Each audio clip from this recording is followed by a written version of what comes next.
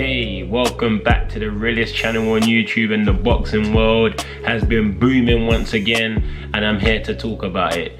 Okay, so let's think. First, last week we had Daniel Dubois versus Nathan Gorman, which was an interesting fight, a grudge match.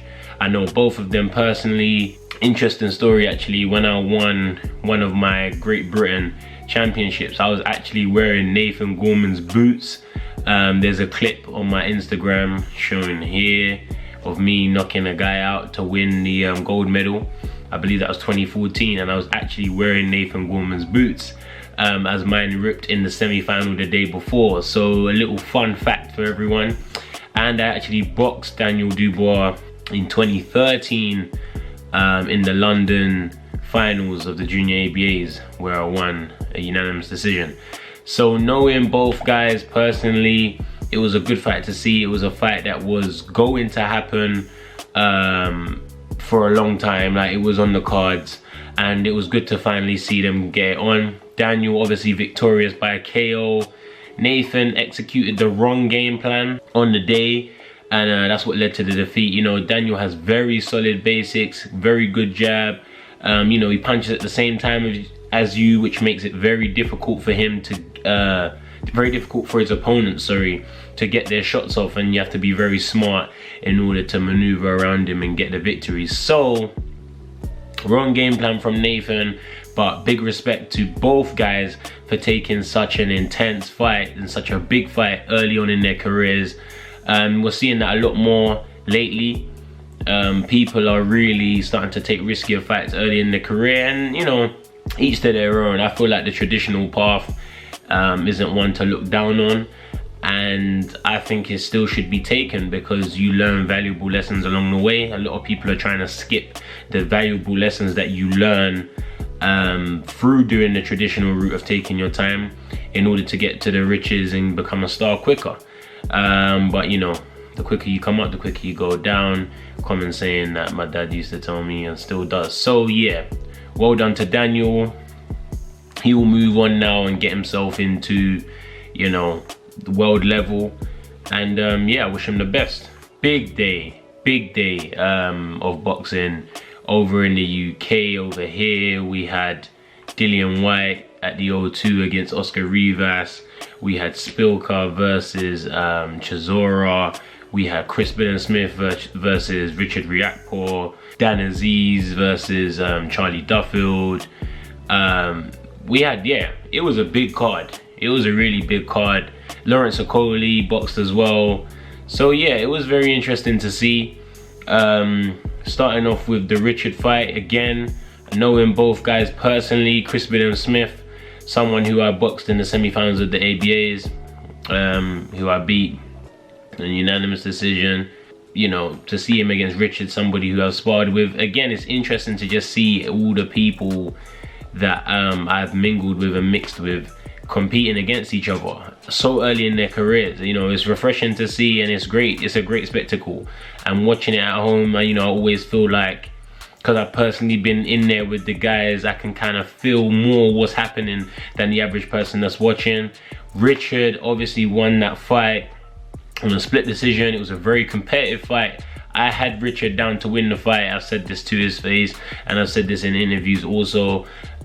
So, you know, I'm always happy to be right, and I was right about that. So well done to Richard.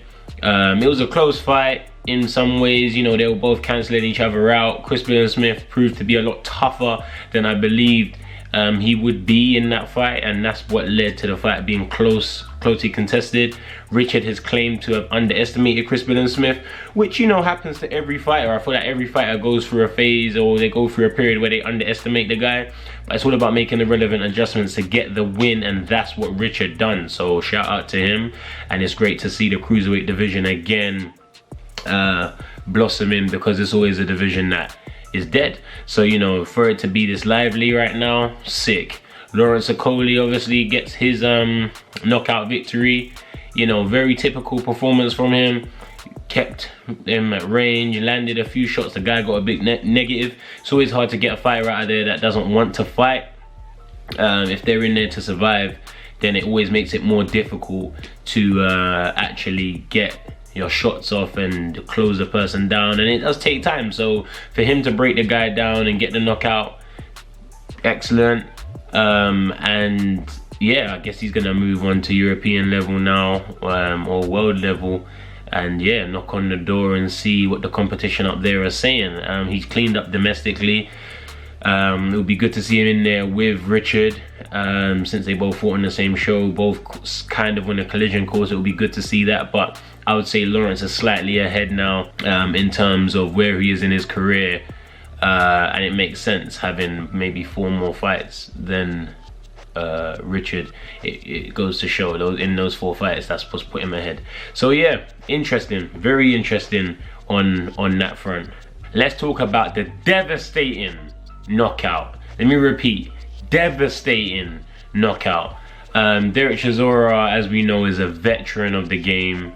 This guy has been in top-notch fights for the last how many years, okay, and his record definitely doesn't replicate the quality of fighter that he is. He's suffered knockouts, he's come back, he's won big fights, you know, he's lost close decisions, dating all the way back to the fight with Vitaly Klitschko, and pushed Vitaly really hard, you know, really close, for a man that, you know, was extremely dominant as a heavyweight champion. You know, Chisora really pushed him. And to see Chisora knock out Szpilka yesterday, that was amazing. He went to the body, went to the head, you know, he brought that intensity that, yeah, you know, Szpilka couldn't handle 2 rounds into the fight. And yeah, it was a very devastating knockout. Great to see Chisora back in good form, and I want to see him against Parker next. Joseph Parker versus Derek Chisora is the fight I want to see. O2 headline, Sky Sports pay-per-view, why not? I don't see why that fight can't be made. Both guys are underneath the Matchroom banner. So yeah, extremely interesting, and shout out to Derek Chisora for, yeah, devastating knockout. And yeah, I can't wait to see him in some bigger fights in his career. As much as he's at the end of his career lives on to see another day and another big payday. And you know, really, that's what boxing's about. He's securing his life right now, and yeah, no one can hate on that. And then we want to get into the main event, which was Dillian Whyte versus Oscar Rivas. Dillian stuck to the game plan, you know, and he really delivers on the big stage. You know, that is the facts of the matter. He has been in multiple big fights now. Lots of pressure. You know, people underestimate the amount of pressure that is actually on a fighter. Pay-per-view, fight after fight, headline, expected to win, mandatory for over 600 days, holding that position, and still winning, still finding the hunger to stay sharp, stay ready, stay focused, and get the victory. What can you say? You know, credit to Dillian. Oscar Rivas, tough fighter. You know, he caught him with that uppercut, sent him down. I honestly thought it was near the end. It was going to be the end for Dillian at that point. But again, he rose up, he proved he's conditioned. And, you know, he won a nice points victory and became a world champion. You know, interim world champion just means at any point, if anything does happen to Deontay Wilder, Dillian can be named the full WBC heavyweight champion of the world. So in my eyes, Dillian Whyte is and will forever go down in history as a heavyweight champion of the world. He's been really hard done by in terms of the sanctioning bodies and what's happened there. Obviously, we will never know the ins and outs of why he's been mandatory for so long and not got a title shot. But, you know, that's just how boxing works. And he stuck at it, and now he's a world champion. You know, if I win an interim world title, I am a world champion. So shout out to Dillian Whyte. He's a WBC heavyweight champion of the world. He beat a hard opponent, 26-0, 18 knockouts, Oscar Rivas, to get the belt. And now he is the mandatory for Deontay Wilder. And it's just interesting that Deontay Wilder versus Dillian Whyte could happen before Deontay Wilder versus AJ. And that's the fight that everyone wanted to see, and I think they still want to see. We know AJ's got other problems right now. He's got to sort out Andy Ruiz and then probably sort him out again before he can really move on to the next chapter of his career. So we could actually see Dillian Whyte versus Deontay Wilder before the AJ fight. And that's just crazy how life works, how the boxing division, heavyweight division has been flipped around to the point where Dillian Whyte can fight Wilder before AJ. I predict Wilder wins that fight. If those two do get on, I believe Wilder wins by devastating KO.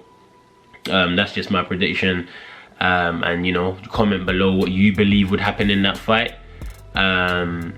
But yeah, if that fight does happen, I see Wilder winning by devastating KO. You know, he's gonna land at the end of the day. This man, he's proven he doesn't need to land many times at all, so you can't bet against him. He's gonna hit Dillian, and if he hits Dillian with an uppercut like what he received off Rivas last night, Dillian won't wake up, and in my opinion. So yeah, that's gonna be very interesting to see how negotiations go on that front. Okay, so let's fly across seas now. We're going across seas, across the Atlantic to Vegas, a place that I'm very familiar with, the MGM Grand, also a place that I'm very familiar with, and a Pacquiao fight, also another event that I'm very familiar with, as I was fortunate enough to have my second fight on the undercard of a Manny Pacquiao show. And if I retire tomorrow, that is still something I can live by. So yeah, speaking about this does bring back some very fun memories of mine. Before we go into talking about the main event, I want to talk about my boy Caleb Plant. Caleb is the IBF super middleweight champion of the world. He defended his title successfully against Mike Lee with a 3-round KO. Caleb too slick. He seems like he's getting more powerful, which is very, very scary for every super middleweight in the world. He is hands down the best boxer in the super middleweight division. And now, with that performance yesterday, he's starting to prove that he's only getting stronger, as well as the skill level that, you know, we know is impeccable from Caleb. And I always say, I feel like, in terms of the basics, and in terms of being technically sound, he's one of the best boxers I've been around. And yeah, I'm not just saying that. Training alongside him, I can honestly tell you that. He's hungry, focused, determined, intense, but really cool guy. And every time I see him achieve something, you know, it really is warming to me, man, to know the guy, know his story, and how he just strives on to where he is, man. So to get that 3rd round knockout over Mike Lee, I'm gassed. Can't wait to see him. And hopefully he gets a fight. I want to see him in there with Chris Eubank Jr. You know, Caleb is a great boxer, but he isn't getting the publicity to match his skill level. I feel like fighting a name like Chris Eubank Jr. over here in the O2 Arena, maybe later on in the year, early next year, would be amazing for him. It'd be good publicity, gets his name out there. And to see him against Chris Eubank Jr., someone who I think is made for Caleb to outbox, yeah, I definitely root for Caleb on that one, and it would be a good fight to see, the IBO title. It would be a nice unification fight. I'm not a promoter, but yeah, that's something I would like to see. So shout out to Caleb for that performance. Getting into the main event, we had Manny Pacquiao at 40 years old against Thurman, someone that's in their prime. You know, he was out a couple years of injury, and he came back. He had a bit of a rough patch against Jose Lito Lopez earlier this year, but you know, he came back to win that fight, landed the fight with Pacquiao. Spoke a lot in the build-up about retiring Pacquiao. Thurman's bragged to have retired 2 fighters previously in his career and vowed to make Pacquiao the 3rd. That didn't happen. Manny Pacquiao went in there, he grinded the fight out, knocked Thurman down with his dangerous left, as he always comes with. You know, we've seen this for years.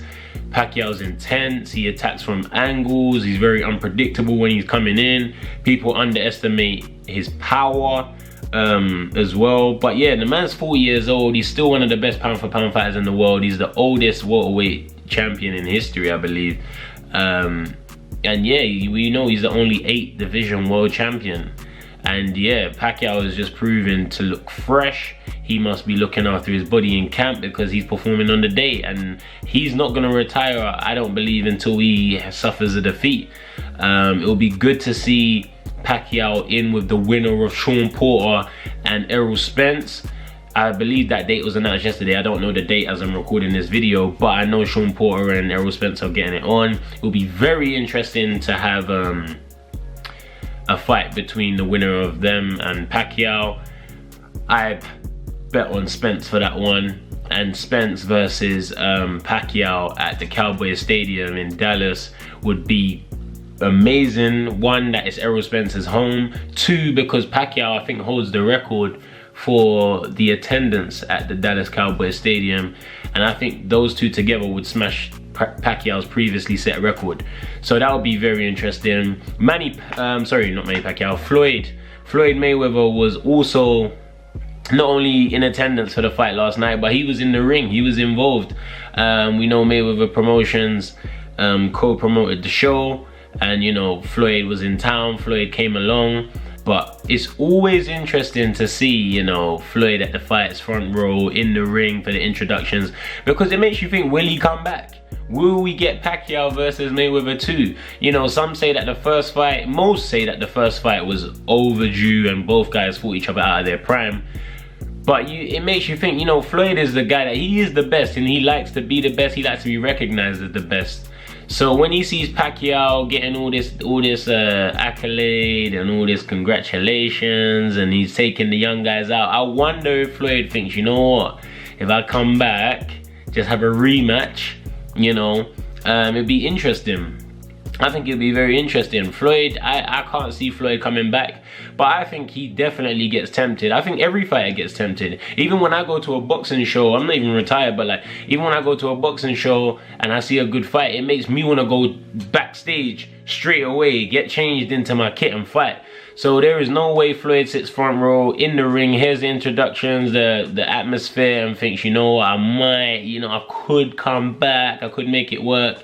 And we all know Floyd still trains, so I don't know. Pacquiao, Mayweather 2, who knows? Who actually knows? But that would be a spectacle, and again, you'd have to put your money on Floyd. But yeah, a lot's happening in the boxing industry right now. Heavyweight division is just going on all sorts of directions. You've got Daniel Dubois, who's dominating on the domestic side of the heavyweight division. You got David Price, who managed to scrape his career back into life by beating Dave Allen last night as well. Joe Joyce beat Bryant Jennings last week, who's another top contender, and Joyce and Daniel would be a great fight. You know, that fight should be easy to make also. Nathan will rebuild his career. Whyte now is mandatory and is a world champion, and he's in line to fight Wilder. Fury is obviously there in America running things right now. AJ is gonna rebuild to fight Ruiz. So it's just like crazy, man. There's a lot going on. There really is a lot going on. I hope you guys have enjoyed the video. It's a lot of talking today, reaction, just reacting to everything. There will be obviously more content fired out on the channel. Thank you for supporting the Logan video. You know, is what it is. What can we say? You know, he clearly accepted more people after me. Isn't rocket science to work out why I wasn't accepted as his arch nemesis. I'm his best friend, but it is what it is. Things happen. Yeah, so I hope you enjoy the reaction. I'll be back soon to react to some more fights. And yeah, it's the realest channel on YouTube. Like and subscribe. Comment below what you think of the future fights and the fights that you want to see. I'm interested to know what my audience want to see. Not that I can make it happen because I'm Eddie Hearn, but I just want to see what fights you guys want to see. And yeah, that's it, man. Like and subscribe. Boom.